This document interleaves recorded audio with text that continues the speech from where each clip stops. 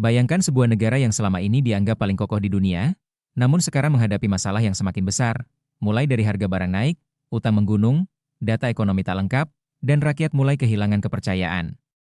Di video kali ini kita akan membahas tentang apa yang terjadi dengan Amerika Serikat, dan kita akan melihat mengapa kondisinya kini memburuk. Sebelum itu, dukung channel kecil ini dengan like, share, dan subscribe untuk mendapatkan informasi menarik lainnya. Pertama, kita akan membahas terkait inflasi dan biaya hidup. Topik ini penting untuk kita bahas karena ini yang paling langsung dirasakan setiap hari oleh rakyat di sana.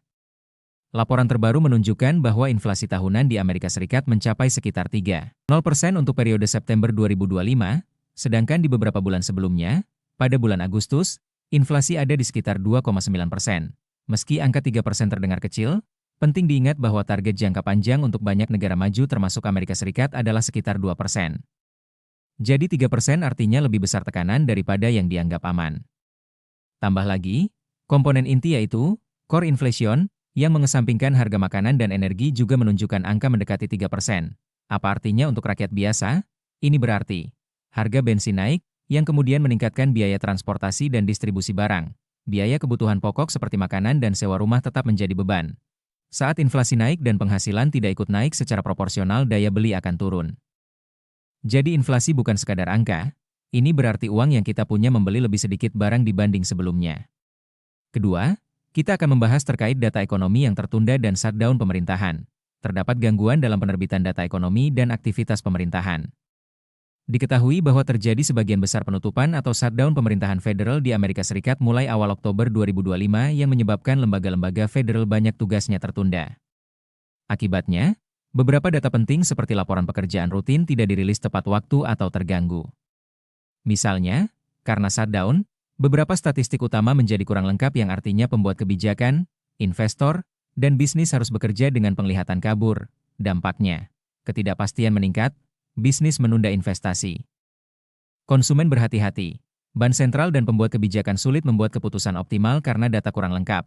Risiko makin tinggi. Jadi, bila ada guncangan, respons mungkin terlambat atau kurang tepat. Jadi ini bukan hanya soal pemerintah tutup sebentar, ini soal efektivitas sistem yang terganggu pada saat kritis. Ketiga, kita akan membahas rebound yang rapuh. Meski ada kabar baik di pertumbuhan ekonomi, tapi tetap harus dilihat dengan hati-hati. Menurut data dari Bureau of Economic Analysis, BEA, real GDP Amerika Serikat pada kuartal kedua 2025 tumbuh sekitar 3,8% setelah kuartal pertama mengalami kontraksi sekitar minus 0,6%. Sebagian besar pertumbuhan tersebut disebabkan oleh penurunan impor, yang dalam perhitungan GDP dianggap sebagai pengurangan, dan bukan lonjakan besar dalam produksi domestik atau konsumsi yang sangat kuat.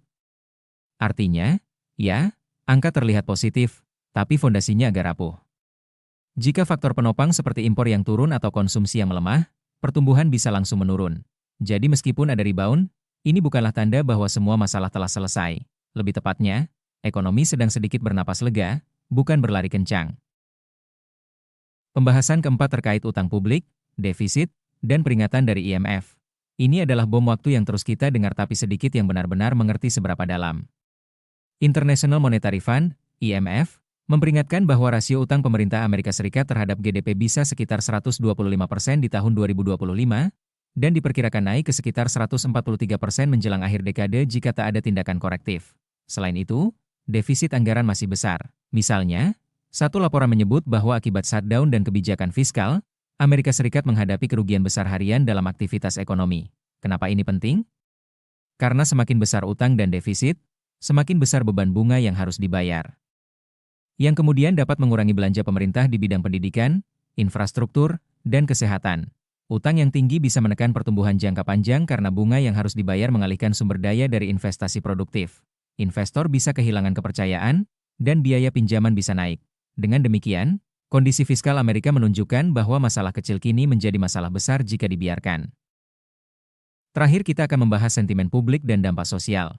Bagaimana dengan perasaan orang-orang yang tinggal di Amerika? Survei menunjukkan bahwa mayoritas rakyat Amerika sekarang memandang ekonomi nasional sebagai kondisi yang cukup atau buruk.